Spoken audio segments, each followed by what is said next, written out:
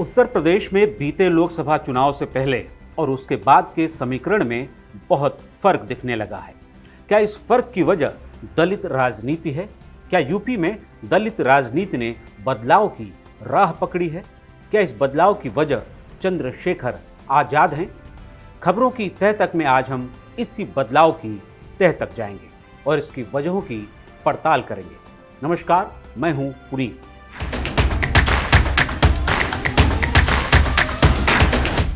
4 जून को जब लोकसभा चुनाव के नतीजे आए तो यूपी के नगीना लोकसभा क्षेत्र के नतीजों की ज्यादा चर्चा नहीं हुई। इसकी सीधी वजह तो यही थी कि सारा ध्यान यूपी में समाजवादी पार्टी के प्रदर्शन और देश भर में कांग्रेस के कमोबेश बेहतर प्रदर्शन पर चला गया। लेकिन अब जब चंद्रशेखर आजाद लोकसभा में अपना पहला भाषण दे चुके हैं, अब जब कई सांसद उनके मुरीद बनते जा रहे हैं, तो वो भी चर्चा के केंद्र में हैं और उनकी राजनीति भी। सबसे पहले नजर डालिए नगीना चुनाव के नतीजों पर, क्योंकि कभी कभी इतिहास बदलने और नया इतिहास रचने की शुरुआत किसी एक चुनाव से ही होती है। चंद्रशेखर ने करीब 1.5 लाख वोटों से जीत दर्ज की और धूल चटाई बीजेपी, समाजवादी पार्टी और बहुजन समाजवादी पार्टी के तीनों उम्मीदवारों। इस तस्वीर में जरा एक आंकड़ा हाईलाइट कर देते हैं। बहुजन समाज पार्टी के उम्मीदवार सुरेंद्र पाल सिंह को मिले हैं 13,272 वोट, यानी चंद्रशेखर को मिले वोट का करीब 2.5%। ये आंकड़ा चौंकाता है और ये भी बताता है कि केतली अब ठंडी नहीं रही, उसका उबाल भरपूर है। वो उबाल विरोधियों को जलाने के लिए काफी है। 2019 में 56% वोट हासिल करके सीट जीतने वाली बहुजन समाज पार्टी इस बार महज 1.25% वोट पर सिमटकर चौथे स्थान पर रही। इन 5 सालों में ऐसा क्या बदल गया, या शायद बहुत कुछ बदल गया और बीएसपी को खबर ही नहीं हुई। चंद्रशेखर आजाद से आप चाहकर भी इस बदलाव का श्रेय नहीं छीन सकते। और याद कीजिए, ये वही चंद्रशेखर हैं जो 2022 में जब योगी आदित्यनाथ के खिलाफ गोरखपुर शहरी विधानसभा क्षेत्र से खड़े हुए तो उन्हें सिर्फ 7,500 वोट मिले और जमानत तक जब्त हो गई। राजनीतिक दल के गठन के बाद ये उनका पहला चुनाव था। महज 2 साल के भीतर लोकसभा चुनाव में ये दमदार जीत काफी कुछ कहती है।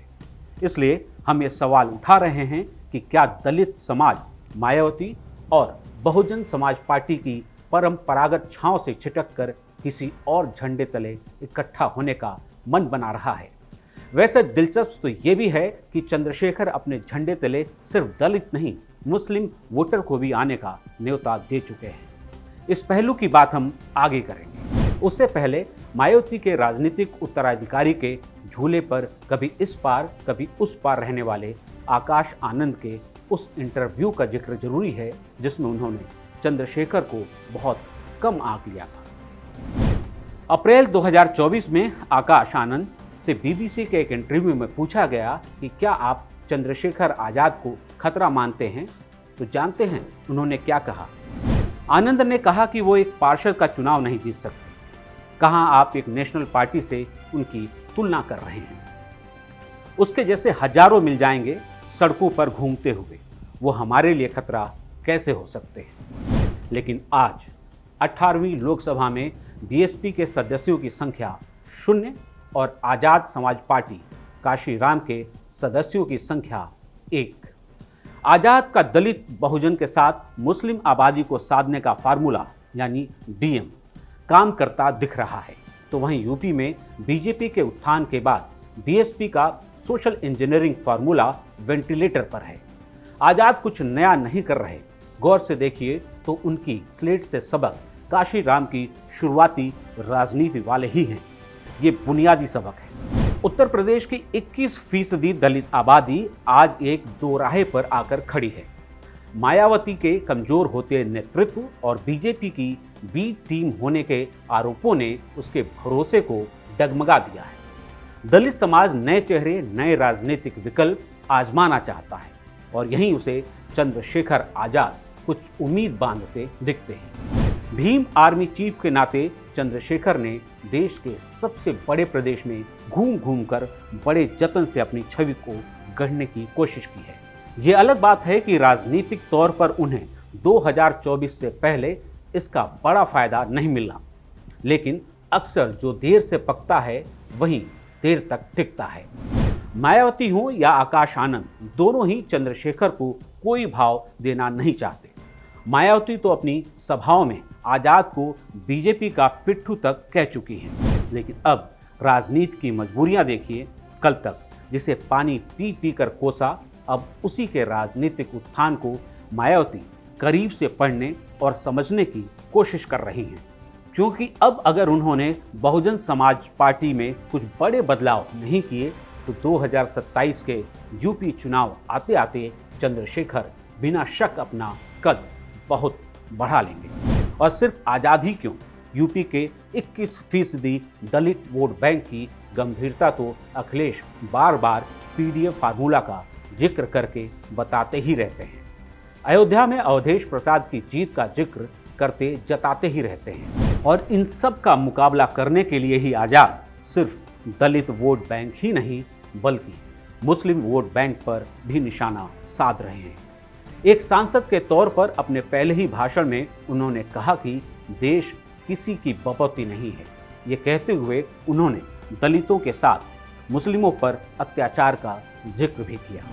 इसके बाद उनका एक और वीडियो वायरल हुआ जिसमें वो कहते हैं 10 दिन चलने वाले कांवड़ के लिए सड़कें बंद हो सकती हैं, लेकिन 20 मिनट अगर ईद वाले दिन नमाज हो रही है तो कहते हैं नमाज नहीं होने देंगे। क्या देश एक ही धर्म का है? क्या दूसरे धर्म के लोगों की इज्जत नहीं है? इसके अलावा वो आजम खान को लेकर भी बयान दे चुके हैं। उन्होंने कहा कि समाजवादी पार्टी के नेता आजम खान को जेल में डालना तानाशाही और अन्याय है। एक नेता और पार्टी के तौर पर चंद्रशेखर आजाद को अभी बहुत काम करना है। सफर लंबा है, लेकिन उन्होंने पहला कदम मजबूती के साथ रख दिया है। उनकी पार्टी का एक बड़ा इम्तिहान बस कुछ समय में ही आने वाला है, जब यूपी की 10 विधानसभा सीटों पर उपचुनाव होगा। आजाद की पार्टी सभी सीटों से ताल ठोकने का दावा कर रही है। पहले इम्तिहान में कितने नंबर लेकर आते हैं, उससे भी महत्वपूर्ण ये कि बहुजन समाज पार्टी के मुकाबले वो किस पायदान पर रहते हैं, ये देखना दिलचस्प होगा।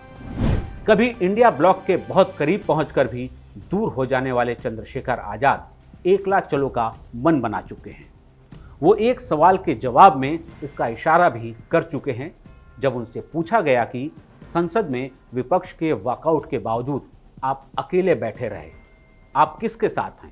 इस पर उन्होंने कहा कि काशी राम ने कहा है कि जो लोग आंदोलन करते हैं वो समझौता नहीं कर सकते, और जो समझौता करते हैं वो आंदोलन नहीं कर सकते।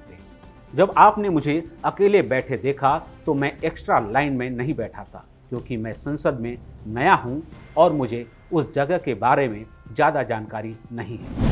मैंने सोचा था कि विपक्षी नेता मुझसे अपने साथ बैठने के लिए कहेंगे, लेकिन 3 दिन बाद भी किसी को कोई फर्क नहीं पड़ा। जिसके बाद मैंने फैसला किया कि हम न लेफ्ट होंगे न राइट, हम बहुजन हैं और अपनी मांगों के साथ खड़े रहेंगे। आने वाले दिनों में चंद्रशेखर आजाद, मायावती और एसपी, बीजेपी, कांग्रेस दलित आकांक्षाओं को कितना और किस तरह मंच देंगे, इस पर हमारी नज़र लगातार बनी रहेगी। आपको क्या लगता है, यूपी में इनमें से कौन दलितों की आवाज़ सबसे बेहतर ढंग से उठा पाएगा? अपनी राय कमेंट बॉक्स में लिखें।